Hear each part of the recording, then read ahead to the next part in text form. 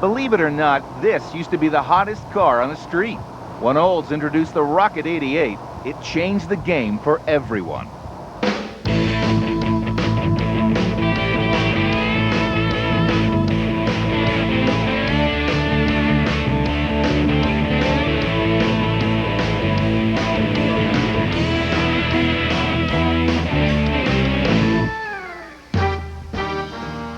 In the years after World War II, the street scene in the good old USA wasn't very thrilling. It took a while for the fabulous 50s to become fabulous. Rock and roll, hot cars, and that classic American invention, cruisin', hadn't been invented yet. The baby boomers who would invent this pastime weren't quite old enough to drive yet, and their parents were more likely to buy big, plush cars that seated 5 adults comfortably than ones that could burn rubber for a block. But something was starting to happen among young people. A restlessness was building, and it was spilling out into the streets. As the 50s rolled on, it was plain to see that post-war kids were going to be car crazy. In the 20-year period between the victory marches and the peace marches, those young people, with their hunger for fast, cool-looking cars, would create a phenomenon in the auto industry called the muscle car era.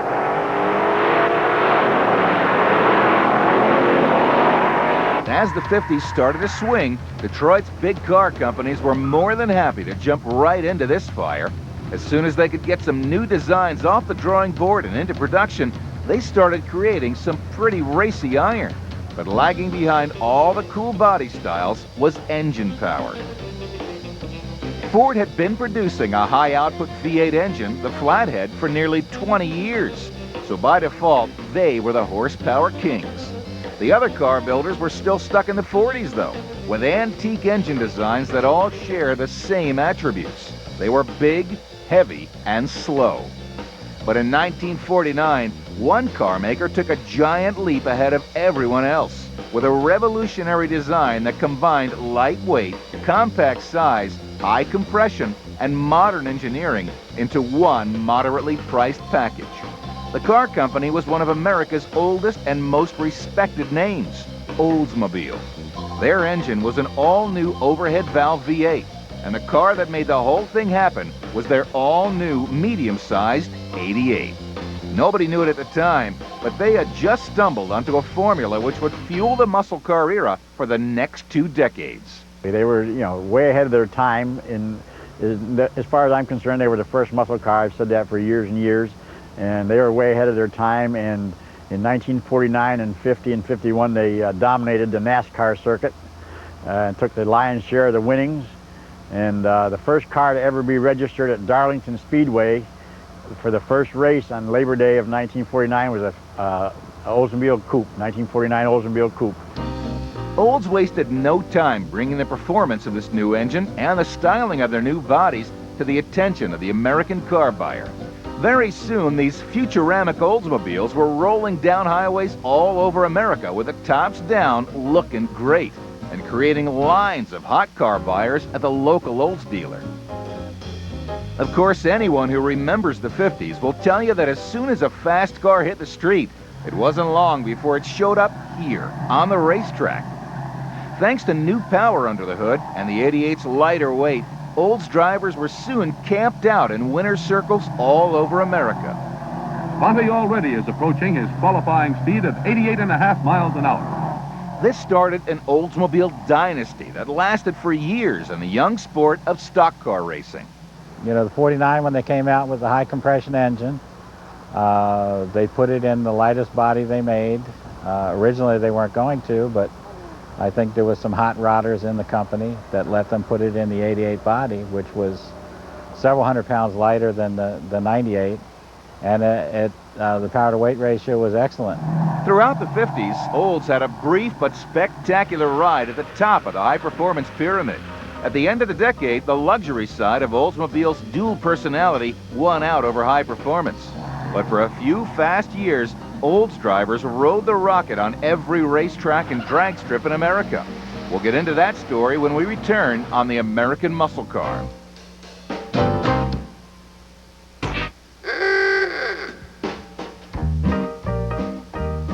Ransom E. Olds started his car company in 1897. but he'd been playing around with cars for years before that. He was also his own company's best test driver.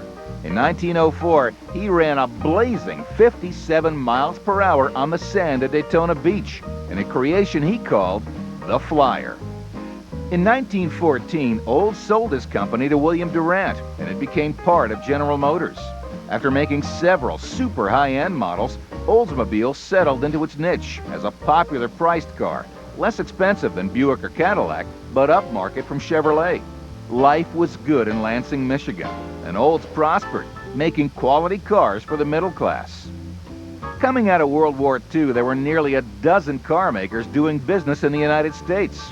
GM, Ford, and Chrysler would eventually become the Big Three. But right now, they were fighting with everyone from Studebaker to Hudson to Nash to Henry J. Kaiser for a larger share of the American car market.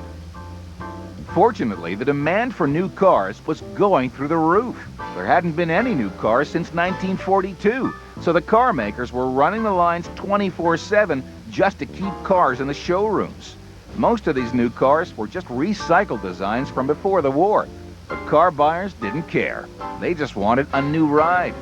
But after 3 or 4 years of cranking out the same old stuff, some new designs started hitting the street. By 1949, Ford and General Motors had rolled out automobiles that made last year's cars totally obsolete. And by this time, the engine designers were ready to put some real power under the hood. They all realized that you could get a lot more power out of an engine with high compression, and with the higher octane gas that became available in World War II, they knew it was only a matter of time before it would be out to the consumers. So they wanted to have a modern engine, and you couldn't get that type of compression with a flathead or an L-head type engine. GM's biggest ticket ride, Cadillac, was the first kid on the block to get a shot of new engineering to go along with its new body. The 1949 Cadillac sported an all-new overhead valve V8 engine, General Motors' first one, and it was a breakthrough in engine design. This 331 cubic inch motor made 160 horsepower and weighed 200 pounds less than the L-head V8 of just 1 year earlier. It was a total revolution in automotive power plants. Like all good revolutions, this one spread like wildfire until it took hold at Oldsmobile. While Ed Cole and his engineering brain trust had been tooling up Cadillac's new motor, the Olds engineers had created another overhead valve V8, just in time for Olds' new Futuramic 1949 models. They called this engine the Rocket. They didn't really work together, from what I've read. Cadillac even accused Oldsmobile of stealing some of their ideas, but Oldsmobile was always noted in GM with the originator of a lot of technologies. The Rocket engine measured 303 cubic inches from a 3 3/4 inch bore and a 3 7/16 inch stroke. The new cylinder heads made 7.25 to 1 compression. Induction was handled by a Carter 2-barrel carburetor. The Rocket delivered 135 horsepower and 263 foot-pounds of torque. And there was enough beef in the block and heads to support much higher compression and much higher horsepower. This looks interesting. What is it? It's about the Rocket engine. The Rocket engine is the direct result of the work of Mr. Charles F. Kettering. The research on high compression engines took more than 30 years. The Rocket engine owes its tremendous power to its high compression design, plus outstanding mechanical efficiency. Well, the 303 motor was the first high compression overhead valve V8 engine on the market, and actually it was 7.5 to 1 compression ratio, which was quite high at the time, and this is the first car that you had to use high detergent oil in back in those days. To go with this new engine, Olds had the other ingredient to make a muscle car, the new 88. Speedy, got a date with the store? We're heading into the future when we come back on the American Muscle Car.